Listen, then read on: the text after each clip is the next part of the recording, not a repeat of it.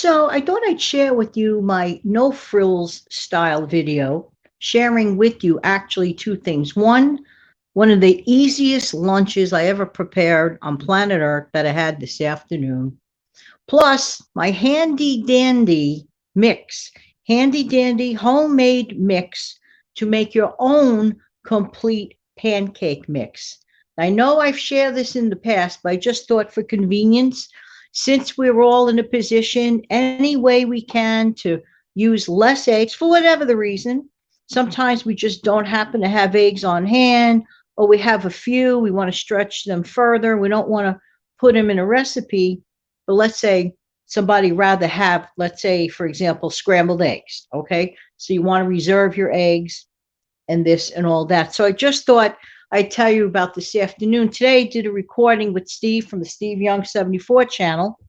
And just to mention, he will be on tomorrow afternoon at 2 p.m. Eastern on my channel. And we really get into savings. So we start talking, with good ideas for savings. So please be there if at all possible tomorrow afternoon at 2 o'clock Eastern. That's one thing. So with all the tapings, and I recorded other shows as well. So I said, something, I want something to eat for lunch, but I don't feel like going out of my mind preparing lunch, and I definitely will not order in. And I'm definitely not going to go out and spend a lot of money just for a sandwich. So I always say a sandwich at times is like one of the best things you could do. But you know what I was craving? It's odd enough, but I was craving a grilled Munster cheese sandwich. How many of you listening have ever had a grilled Munster cheese sandwich? It is really, really good. When Munster cheese melts, it is like absolutely heaven. So, if you happen to have these three ingredients, then you can do it. If you like Munster cheese, sliced Munster, all right. So, of course, I used the bread that you saw. Remember that seedless bread, that rye bread, no seeds and soft? It really comes in handy for so many reasons. You can make garlic toast with it, you can make sandwiches with it. I might try it as a way with French toast one day. Who knows? The sky's the limit when you use your imagination. This does not have seeds in it, so it would work well with many recipes. So today was really craving that grilled cheese. So I said, you know what? I even mentioned it to Steve because we were recording together. I said, I'm in a mood for a grilled cheese sandwich, but I was not in the mood of dragging out my grill and doing it the traditional way. Now, don't get me wrong. That way is absolutely delish. And that is the way that I always had it, the traditional way. But here is a very simple, clean way to do it. Now, you have to be a person that likes mayonnaise. Although it does not require mayonnaise, it does not require a lot of mayonnaise, but I just want to share my specific recipe. So what I did was I took that bread, I took a knife, I applied a thin layer of my real mayonnaise on it, the real one, no skipping on that, but lightly, a thin layer of the mayonnaise on one side of the bread, a thin layer of mayonnaise on another piece of bread. Now, most people would imagine that the mayonnaise side would be showing on the outside. No, I didn't do it that way because this makes for a zero practically easy cleanup because I'm utilizing what? My air fryer. Now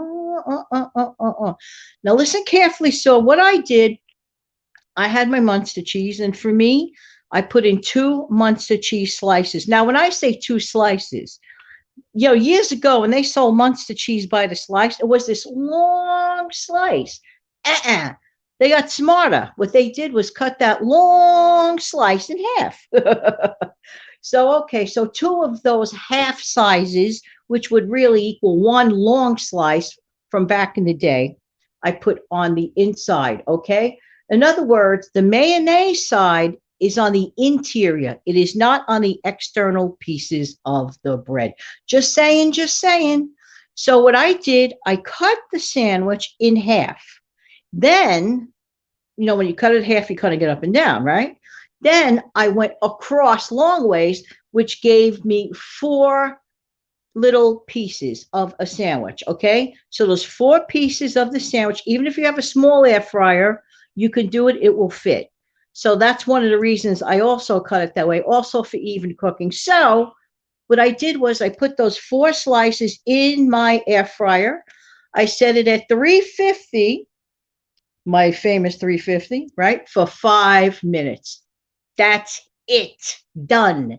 It came out exactly the way I like it. If you're looking for like a dark brown appearance on your bread, you may not achieve it that way, but it does come out toasted, and the Munster cheese melts to a heavenly, ooey gooey consistency. So I'm just letting you know, if you like Munster cheese, if you like all those things, you could do it. Another variety you could do is not use mayonnaise at all and just spray the outside of your bread with nonstick spray. So you could also do that version.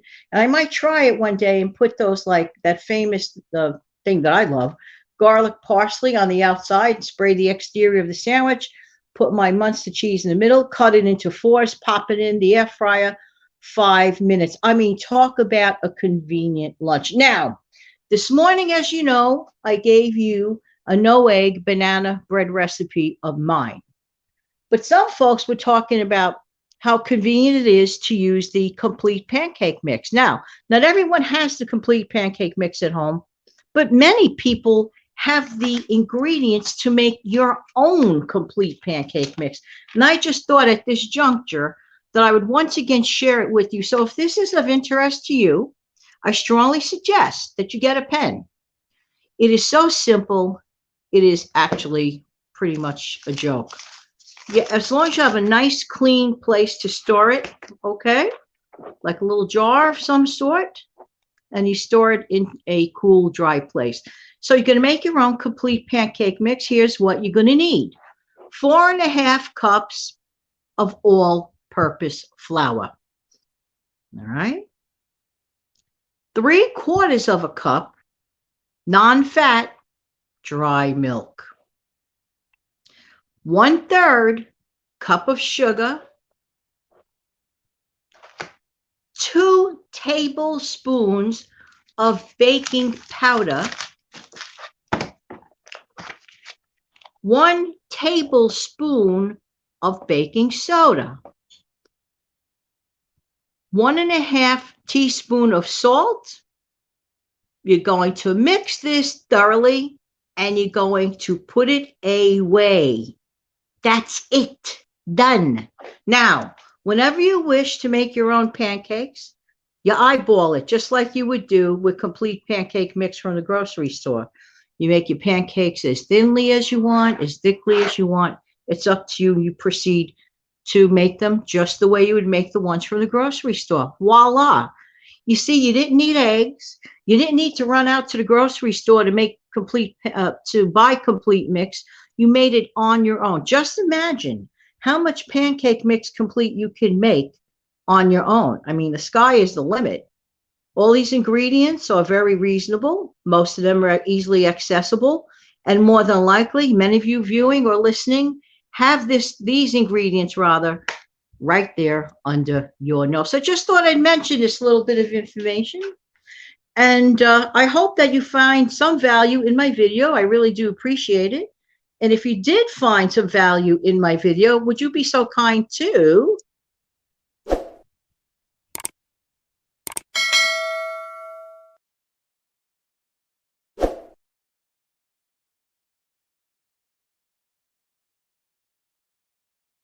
there you go. All right, everybody, take good care of yourselves and your families. Have an amazing, fantastic remainder of this weekend.